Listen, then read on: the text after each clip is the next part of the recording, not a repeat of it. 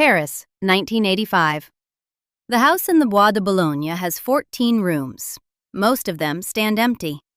The downstairs rooms, the dining room, the library, the grand salon where the Duke and Duchess had once entertained the kind of guests who moved between palaces and penthouses, are largely closed off now. Furniture that was there last year isn't there anymore. Gaps where paintings hung, surfaces where objects used to sit. Upstairs, in a single bedroom, Wallis Simpson, the Duchess of Windsor, the twice-divorced American who caused a king to give up his throne, lies attended by nurses. She can't speak. She's mostly fed through a tube. Arthritis has progressed so severely that her fingers have become malformed. She can no longer hold her wedding ring. Records were played in her bedroom in an effort to reduce the effects of dementia on her memory. She can't make herself understood. She can't ask what has happened to the things that used to be downstairs. By the end, the Duchess of Windsor lived in a single room, cut off, controlled, and forgotten. But the most shocking part isn't how far she fell. It's who was standing beside her the whole way down. The woman the world knew as Wallis Simpson had once been the most scrutinized person alive. The 1936 abdication had made her into something larger than a woman, a symbol, a controversy, a convenient explanation for a constitutional crisis. For those who needed a villain, she was available. An American divorcee, twice married, who had somehow ensnared the King of England. The British public never quite forgave her. The tabloids never stopped watching. She and the Duke of Windsor, King Edward VIII in his previous life, settled in Paris and built their world around each other, while the world outside debated whether she deserved to exist at all. She died on April 24, 1986, at the age of 89. What happened between the abdication and that death is a story the history books tend to skip over. This one doesn't. On December 10, 1936, King Edward VIII signed the Instrument of Abdication. The following day, December 11th, his abdication took effect. He was never crowned. His younger brother became King George VI. Edward became the Duke of Windsor. That evening, in a radio broadcast, he explained himself to the British public in a single famous sentence. "I have found it impossible to carry the heavy burden of responsibility and to discharge my duties as king, as I would wish to do, without the help and support of the woman I love." 6 months later, on June 3, 1937, he married Wallis Simpson at the Château de Condé in France, a borrowed castle in the Loire Valley, with a Church of England clergyman who had agreed to officiate despite the church's position on remarriage. They posed for photographs afterward on the terrace. Wallis wore a main bochet dress in a shade that became known in fashion circles as Wallis Blue. She was 40. He was 42. They looked, in those photographs, like people who had won something and weren't quite sure what it had cost them. George VI gave his brother the style of Royal Highness. He denied it to Wallis. That slight, withholding the honorific that should have come automatically with the marriage, was deliberate, legally contrived, and enforced for the rest of her life. The Duke fought it continuously. It made him angrier than almost anything else. Her coffin plaque, 50 years later, would omit it. The royal family had cast them out, and the terms of exile were specific and permanent. But they built a life. They settled in Paris, eventually taking up residence in a house at the edge of the Bois de Boulogne, a 14-room villa at 4 Route du Champ d'Entraînement, leased from the city of Paris at a nominal rent. They traveled, entertained, accumulated jewels and furniture, and maintained the kind of social world that forms around famous exiles. The Duke received a private financial arrangement from his brother George VI, not from the civil list, not a formal public allowance, but a private arrangement between brothers. And the couple lived in what one might fairly describe as expensive, frequently lonely luxury. The house itself was the stage for what remained of their public life. Johanna Schutz, who worked as the Windsor's personal secretary beginning in 1969, described arriving for her first interview wearing a black wig. She thought the couple would be so stylish that her own appearance might disqualify her.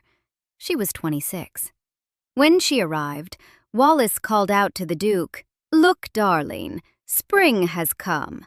Schutz was hired. She described the household that followed with the precision of someone who had eaten every meal there for years. The best chef in Paris, the best wine, fresh flowers changed daily, the Duke's total, unwavering devotion to his wife, a devotion so complete it occasionally suffocated her. His hip was already bad by the time Schutz arrived. He took the elevator downstairs, but every time Wallis went out, the Duke had his valet, Sidney, notified in advance, so he could be waiting at the bottom of the stairs to tell her how much he would miss her. Every time she returned, he was waiting again. "Darling, I'm so happy to have you back." He said it every time. Schutz told journalist Anna Pasternak years later, "His love for her really impressed me until his last breath." What you have to understand about that household, about the decades they spent in it, is that Wallis had become the entire structure of his existence, and he had become the entire structure of hers. Not just emotionally, practically. The title came from him. The house came from the arrangements around him. The social world existed because the Duke and Duchess of Windsor were a famous couple with a famous past. She had organized her life around a man who had organized his life entirely around her. It left very little independent architecture. In October 1969, the Duke and Duchess sat for a BBC television interview with journalist Kenneth Harris, filmed at their home in the Bois de Boulogne, broadcast in January 1970. It had taken Harris several years to persuade the Duke to agree. Edward tried to pull out the evening before recording. He sat in the drawing room in an oversized gray suit. Wallis was in yellow chiffon with blue eyeshadow, which Alice Hutton, writing in The Independent 50 years later, described alongside a nervous grimace. 11 million people watched. The interview had two sections, Harris speaking first with both of them together, then a longer conversation with the Duke alone. In the joint section, the Radio Times reported, Wallis discussed children and their parents, careers for women, loneliness, and the Duke's bad habits. The bad habit she mentioned was smoking. She said she disapproved of it. He had been smoking heavily for decades. When Harris asked Wallis about regrets, she paused, then said, "Oh, about certain things, yes. I wish it could have been different. I mean, I'm extremely happy. We've had some hard times, but who hasn't? Some of us just have to learn to live with that. I think happiness is a great secret." Hugo Vickers, writing about that interview in his 2011 book, Behind Closed Doors, called it the most revealing interview that the Duke and Duchess ever gave, and noted a specific moment when Wallis announces, "We're very happy." The Duke looked, in Vickers's reading, suddenly relieved, and then fumbles uncomfortably for her hand, which he then holds. A man reaching for his anchor, visible even through the careful formality of a televised sit-down. It was the last major media appearance they would ever make together. Neither of them knew it at the time. The Duke of Windsor died at 2:25 in the morning on May 28, 1972, at their Paris home. Throat cancer, linked to decades of heavy smoking. He was 77. Queen Elizabeth II had visited 10 days earlier, on May 18th, during a French state visit. She came with Prince Philip and Prince Charles. The visit lasted approximately 30 minutes. She spent most of it at her uncle's bedside while he drifted in and out of consciousness.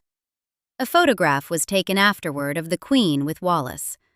Elizabeth, who had never granted Wallis the title that would have made her formally part of the family, who had managed a cold cordiality for 3 decades, standing beside the woman her uncle had chosen over the crown, now, with the Duke dying upstairs in what Schutz called a moment that was historic and healing. 10 days later, he was dead.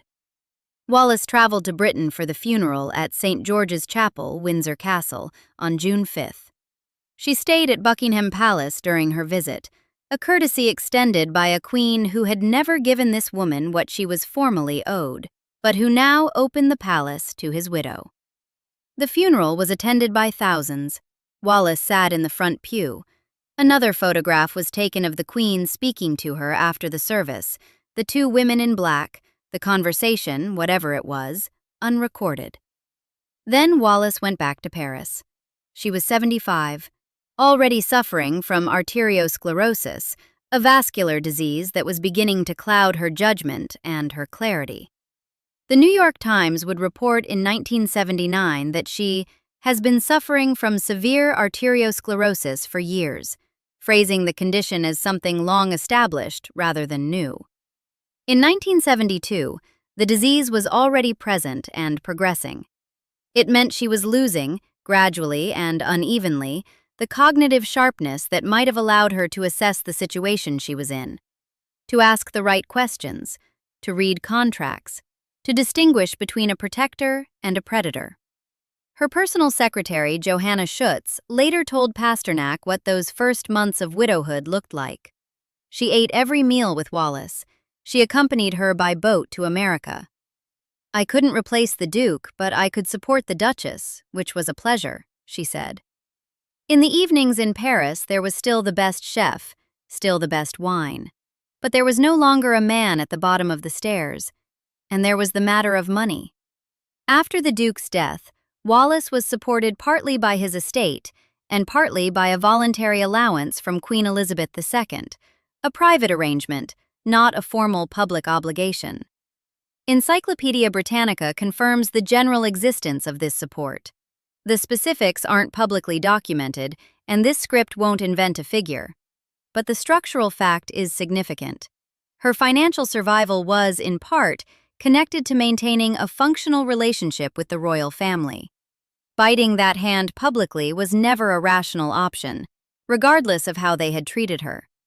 The dignity and the financial calculation ran in exactly the same direction, and they had been doing so for decades. Over Christmas 1972, Wallis fell out of bed at her Paris home. She was 76. In the confusion and the pain that followed, the injury wasn't immediately recognized for what it was. Only in the new year was it properly diagnosed as a broken hip. Surgery followed. The recovery was long. She eventually regained enough mobility to walk without a stick. Hugo Vickers spent decades building an account of the Duchess's final years from staff testimony and unpublished household records. His conclusion about that Christmas fall is unambiguous. This was the turning point. The moment the trajectory changed from a woman managing her own affairs, however imperfectly, into a woman being managed by others. And it wasn't a single event. Multiple sources confirm she broke her hip more than once. The falls became a pattern, each one leaving her a little less mobile, a little more dependent on whoever was nearby to help her. In 1975, she suffered a perforated ulcer. Vickers's account describes this as a wound from which she never recovered, meaning her physical baseline dropped again and held there. She had planned, Schutz told Pasternak, to move to New York, to the Waldorf Towers. "We were all set to go," Schutz said. Then the Duchess suffered a perforated ulcer because Bloom had worried her so much. That's when all her troubles started. After that, she was too ill to travel or impose her wishes. Read that chronology carefully. 1972, broken hip, cognitive decline already underway. 1975, perforated ulcer, mobility and health collapse. By the late 1970s, she is largely confined to her home. By approximately 1980, she has lost the ability to speak entirely. Her arthritis has progressed until her fingers are too malformed to hold her wedding ring. She is suffering a series of strokes. Dementia is advancing. Contemporary press descriptions of her final years use the phrases crippled by arthritis, suffering from mental derangement, and mostly being fed through a tube. Confined to that single upstairs bedroom for about 8 years. One room, one window, one view. The 14-room house had contracted to a single room. The woman who had once been the most photographed person in the Western world was now invisible, attended by nurses, receiving almost no visitors, sealed off from the world by walls that no longer needed locks. What made this a tragedy rather than a natural decline is who was positioned to benefit from it. That brings us to Suzanne Bloom. Suzanne Bloom was born Suzanne Marguerite Blumel on November 24, 1898, in Niort, in western France, the daughter of a merchant from a family with Alsatian roots. She joined the Paris Bar in 1922, and over the following decades built one of the most formidable entertainment law practices in Europe. Her credentials weren't minor. Warner Brothers retained her for a copyright dispute against Igor Stravinsky, a case in which Warner Brothers faced claimed damages approaching $1 million. Bloom reduced the judgment to a single symbolic franc. 1 franc. She represented 20th Century Fox, MGM, and Walt Disney in France at various points. She was Rita Hayworth's lawyer during the actress's divorce from Prince Ali Khan, one of the most publicized divorces of the post-war period. She published crime fiction under the pseudonym L.S. Karen. She was, measured by any professional standard, a lawyer of genuine international standing. In 1934, she had married Paul Weil, who had been the Windsor's Paris attorney since roughly 1946. Through her husband, she entered the Windsor's orbit from the margins, a professional connection, a social proximity, but not a central role. When Weil died in 1965, that changed.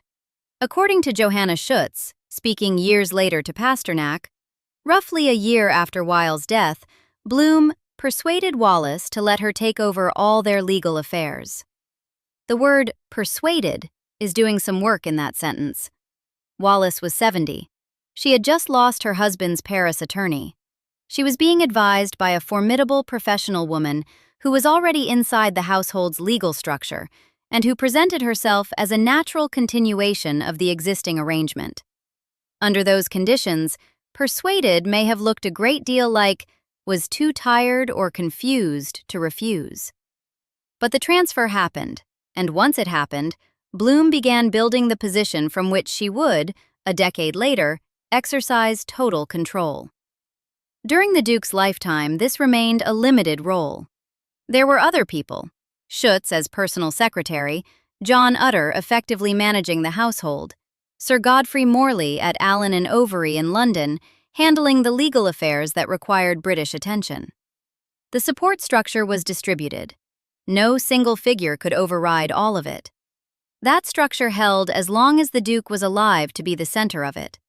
After May 1972, the structure came apart, and Bloom was positioned to replace each piece as it fell. In 1973, the services of Allen and Overy were terminated. Sir Godfrey Morley, the London solicitor who had served the Windsors for years, was out. The Independent's obituary of Bloom, published on January 26, 1994, gives the timeline plainly. In 1973, the services of Allen and Overy were terminated, and it was made clear that Bloom, their Paris lawyer, would handle her legal affairs. Vickers's account goes further.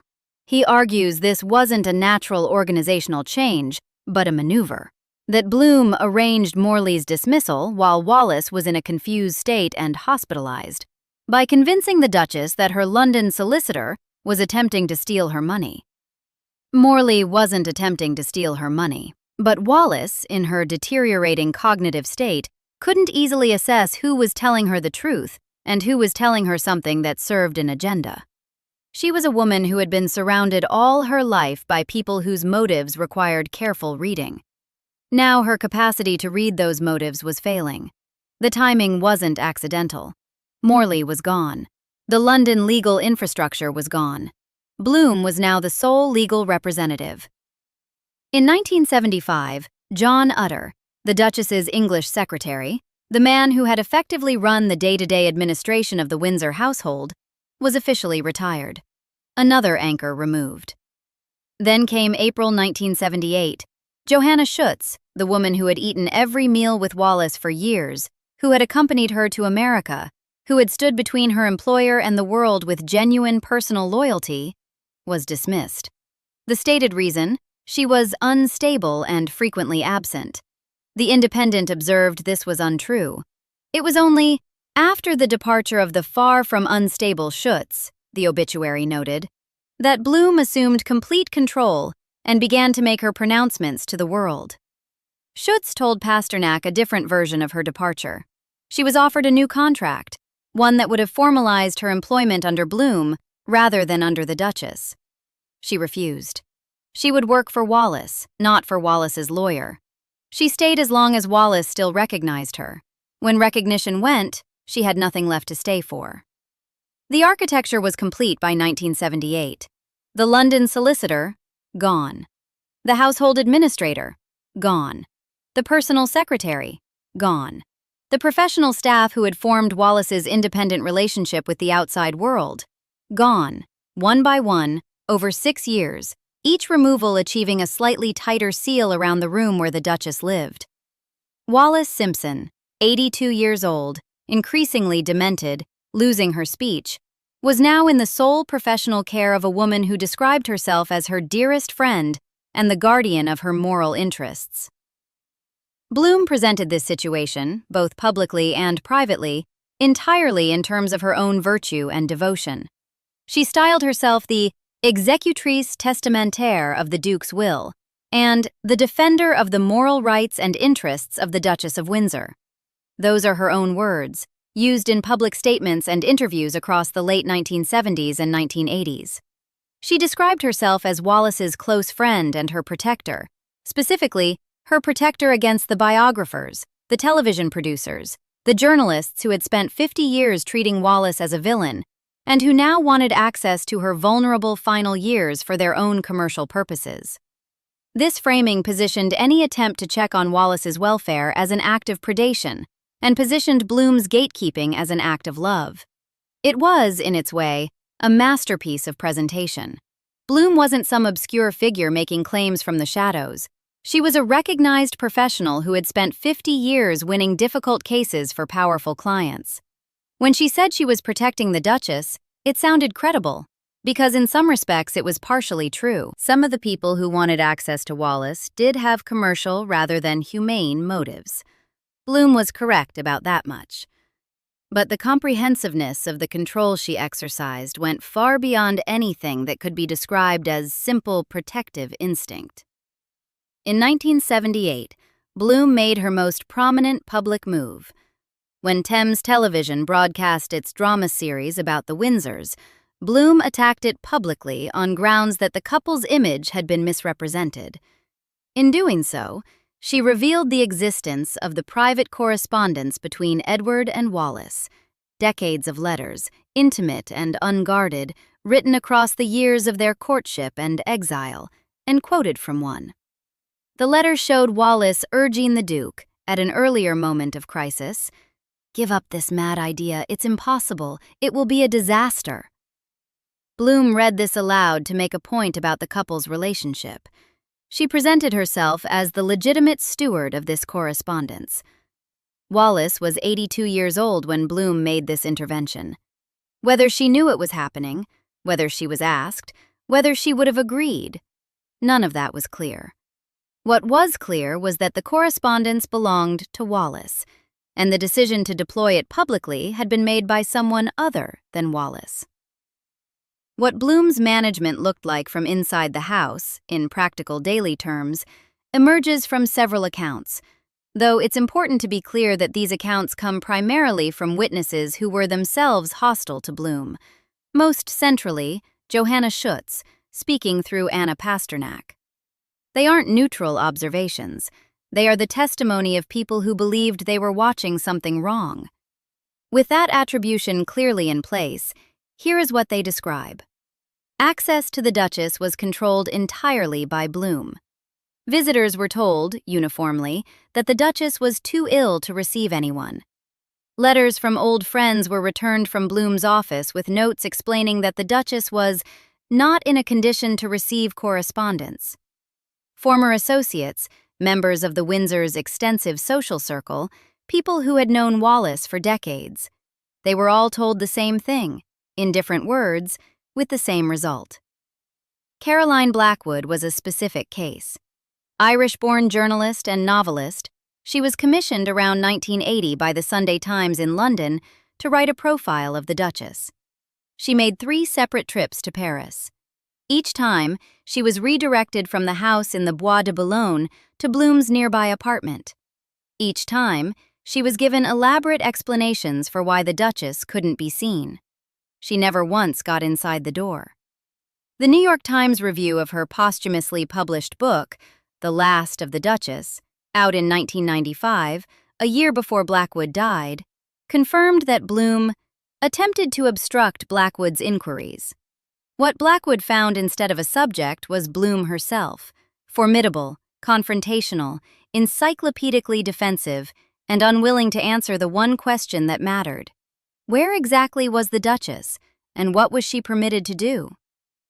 Johanna Schutz's account adds a more consequential episode. After she left the household, Schutz says she contacted Sir Martin Charteris, Queen Elizabeth II's private secretary. She told him what she believed was happening. She asked him to send representatives to Paris, a doctor and a lawyer, to assess Wallis's condition and help prepare a new will, one that would reflect the Duke's actual intentions rather than the disposition Bloom was engineering. According to Schutz, a doctor and a lawyer were duly dispatched. The Queen's lawyer came to Paris with a doctor, Schutz told Pasternak, and Bloom wouldn't let them through the door. This is Schutz's testimony, mediated through Pasternak.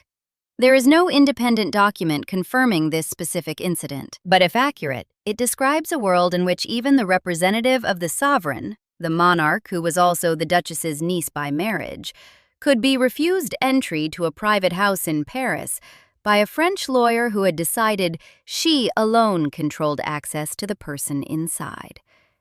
Vickers's account adds a third incident, one he attributes to his own research into the household's final years.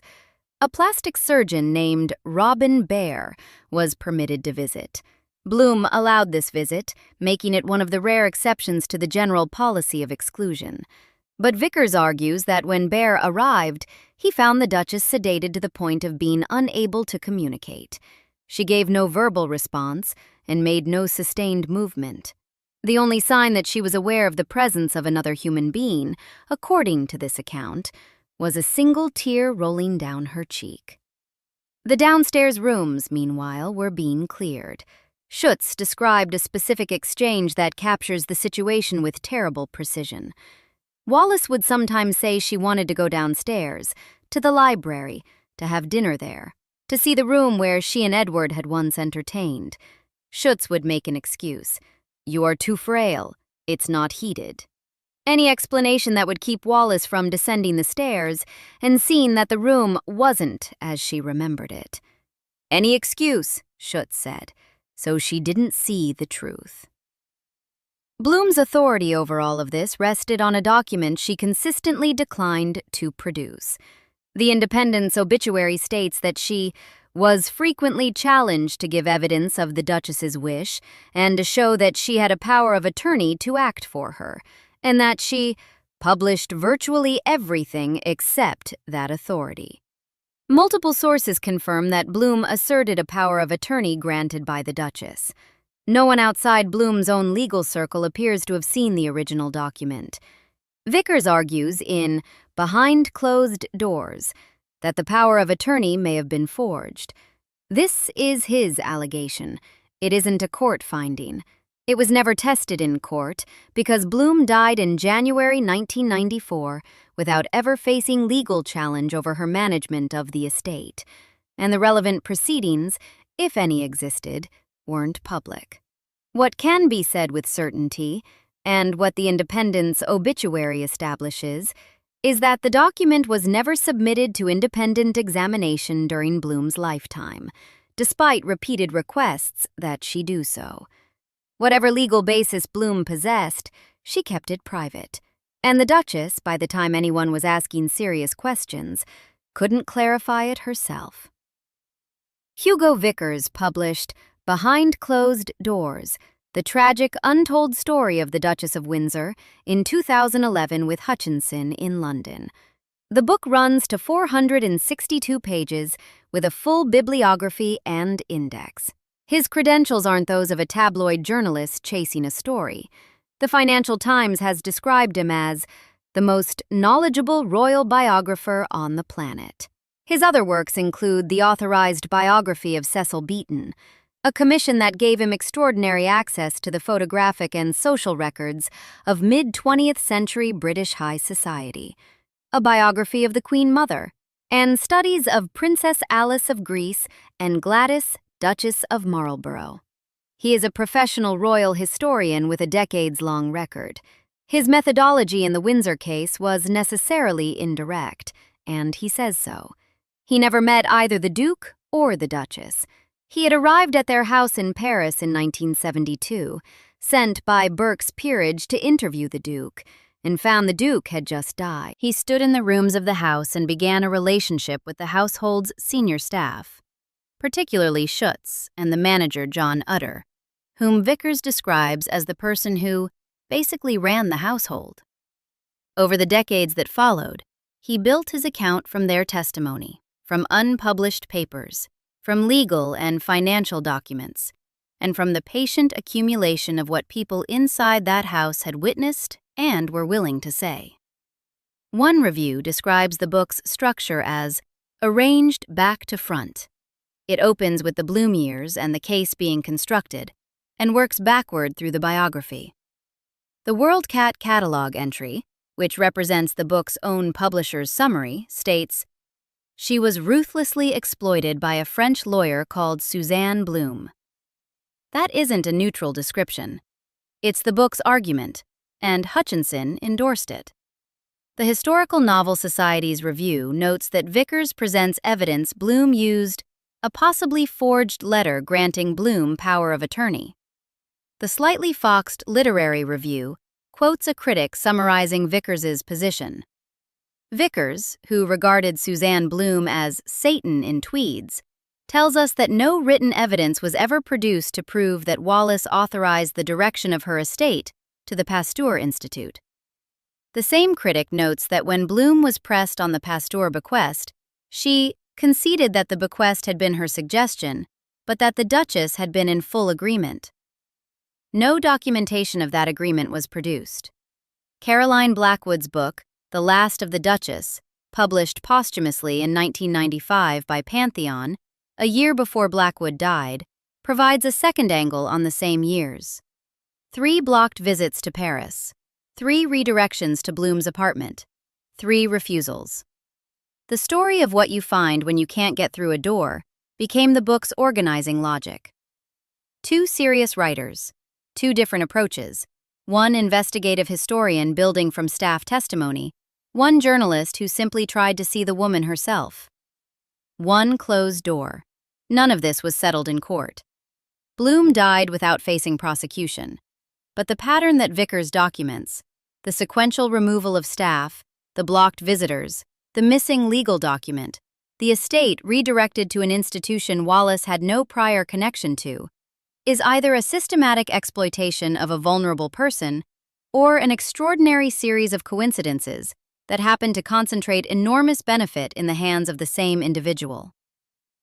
What Wallis refused to do matters as much as what was done to her. She published one memoir, The Heart Has Its Reasons, in 1956. Its characterization, across biographies and reviews, is consistent, restrained, not confrontational, careful.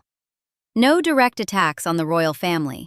No accounting of the private cost of exile. No telling of what she actually thought of the people who had denied her a title and watched her from a cold distance for 20 years. It's the only substantial public account she produced in her lifetime, and it held its tongue at every turn that mattered.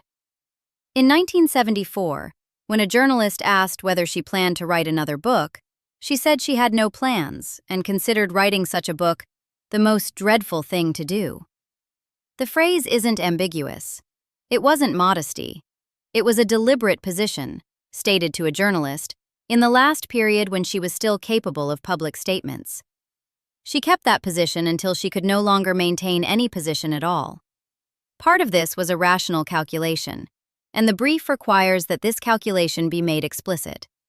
Her financial position after 1972 depended partly on a voluntary allowance from Queen Elizabeth II, a direct public attack on the British royal family, on the institution that had denied her a title, maintained her exile, and watched the Duke spend 30 years demanding recognition that never came, would have been biting the hand that was literally helping to keep her housed and fed.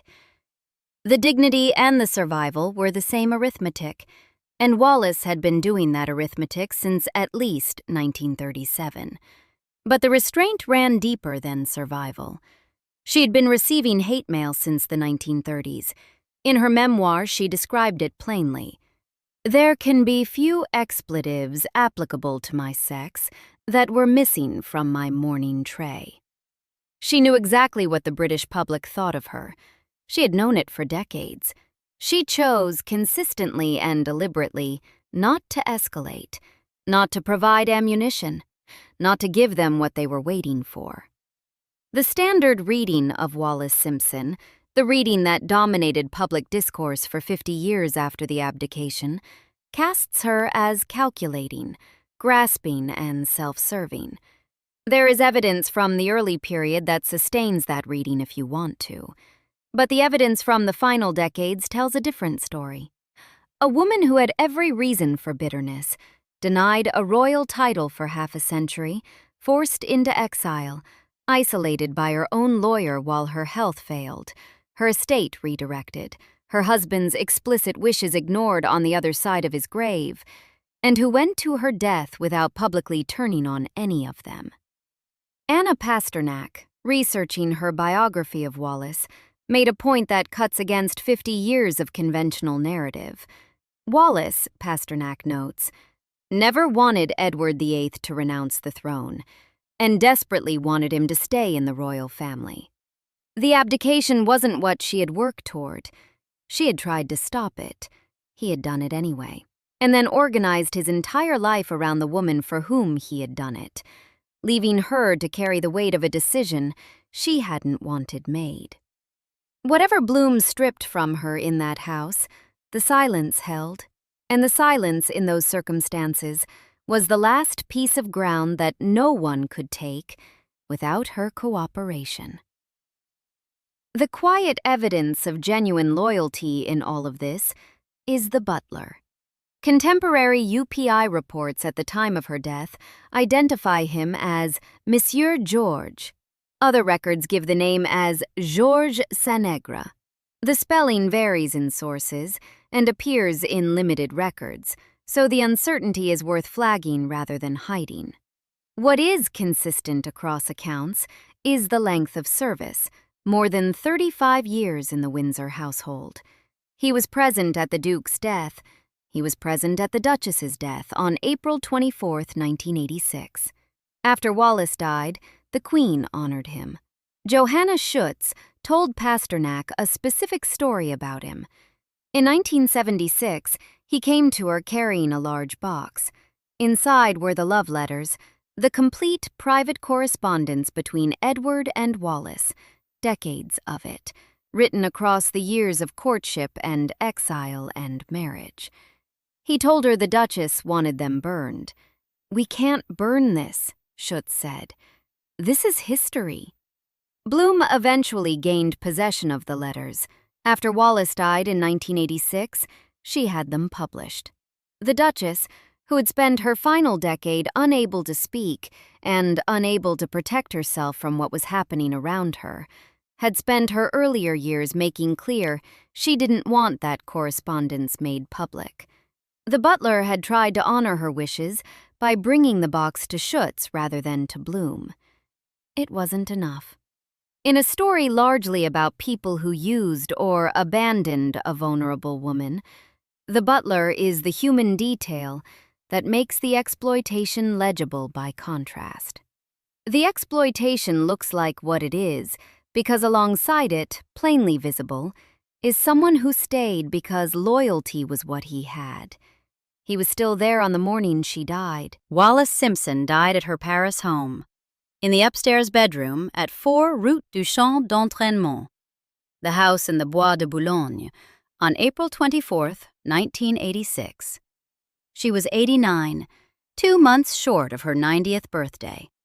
Cause of death? Bronchial pneumonia.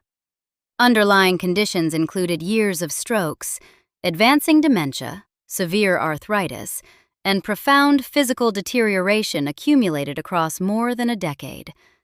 Her butler was present at the end. Diana, Lady Moseley, one of Wallis's old friends, a woman who had known her over many decades, reportedly said afterward that it had not been a life at all, and that she was relieved the end had finally come. That isn't cruelty. That is what someone says when death has been a mercy for a long time and everyone around the person has known it. On April 27th, 3 days after her death, her remains were flown from Paris on an aircraft of the Queen's flight to RAF Benson. Then a 7-car cortege carried her coffin to Windsor. Flags flew at half-mast on government buildings. Floral tributes arrived from around the world. The funeral was held on April 29th at St. George's Chapel, Windsor Castle, the same chapel where the Duke's funeral had been held 14 years before.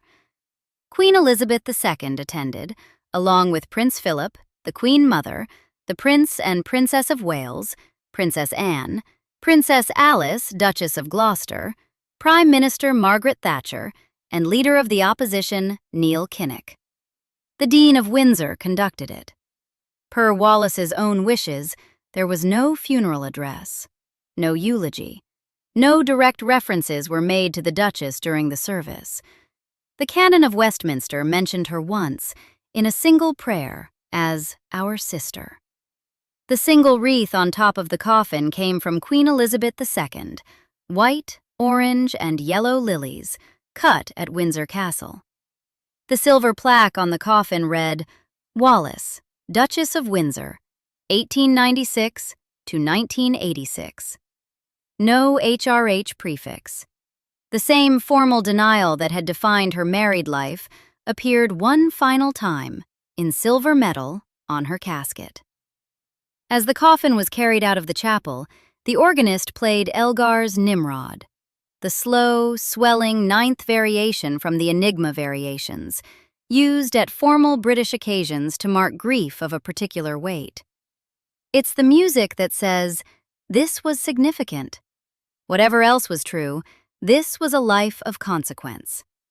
She was buried at the Royal Burial Ground at Frogmore, Windsor, beside the Duke, beside the man who had given up a throne to marry her. In the country that had never formally welcomed her, in the ground where British royals are laid, next to the man for whose choice she had spent 50 years being blamed.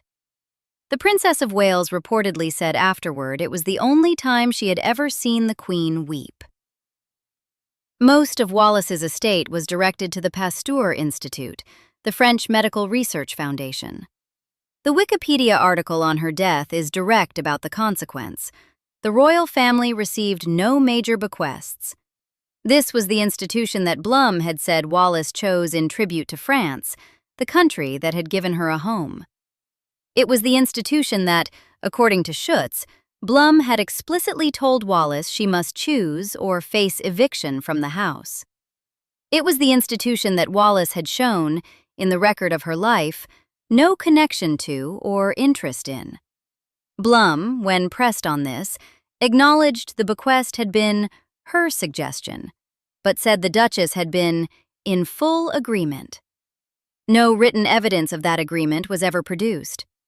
A year after Wallis died, the Windsor jewelry collection, The pieces the Duke had inscribed with private phrases, the pieces he had said were for Wallis and no one else, the pieces he had stated in his will should never be sold, was auctioned at Sotheby's, Geneva. The sale realized £31 million. Every franc went to the Pasteur Institute. Suzanne Blum died on January 23, 1994, in Paris. She was 95. She had outlived Wallis by 8 years. She lived to see the letters published, the jewelry sold, the estate dispersed entirely in the direction she had arranged, and she died without facing legal proceedings over any of it. Some accounts circulating online describe a particular fate overtaking her in those final years, as though justice had arrived through other means. Those accounts aren't verified by any credible source, and this script leaves them out rather than treat rumor as reckoning. Here is what the record shows, set out plainly. Wallis Simpson was once the most watched woman on earth. She ended her life in a single upstairs bedroom of a 14-room house in Paris, unable to speak, fed through a tube, while the person who had assumed legal control of her affairs turned away journalists, blocked the Queen's own representatives, dismissed the people who had served the household with genuine loyalty, sold her possessions, and redirected her estate to an institution she had no known connection to in any documented moment of her life. Whether this constitutes exploitation in the legal sense was never tested in court. Hugo Vickers built the case that it does, patiently, over decades, from staff testimony and unpublished documents, in a 462-page book published in 2011 that the publisher itself described as the story of a woman ruthlessly exploited by a French lawyer. Caroline Blackwood reached the same door from a different direction and found it just as firmly closed.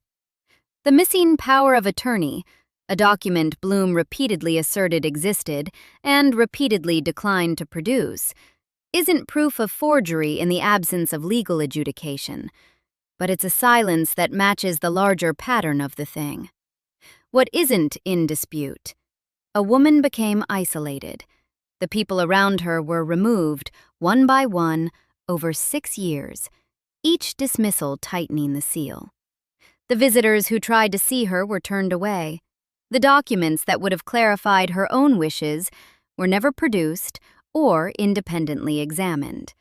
When she died, her estate went in directions that contradicted the wishes she had expressed through witnesses for decades. This isn't a story about royalty. It's a story about what happens when one person gains total control of a vulnerable person's affairs, and no one with sufficient standing can get through the door to check. This happens to people who aren't famous. It happens in circumstances far less historically interesting than these. The mechanisms are the same. And through all of it, through the exile and the contempt and the cold formal treatment, through the managed disappearance of her final decade, through the seizure of the letters and the jewelry and the house, and eventually the right to make herself understood, she never publicly turned on the family that had cast her out. No tell-all, no final interview, no letter to a newspaper. The 1970 BBC broadcast with Kenneth Harris in the drawing room and 11 million people watching and her husband reaching for her hand was the last public word she ever had. She kept what she knew inside and took it with her to the ground at Frogmore. The title on her coffin said, Duchess of Windsor, without the HRH. Even at the end, the palace got to decide what went on the plaque. She got to decide what never left her lips. That was the last power she had, and she kept it. Subscribe for more stories like this.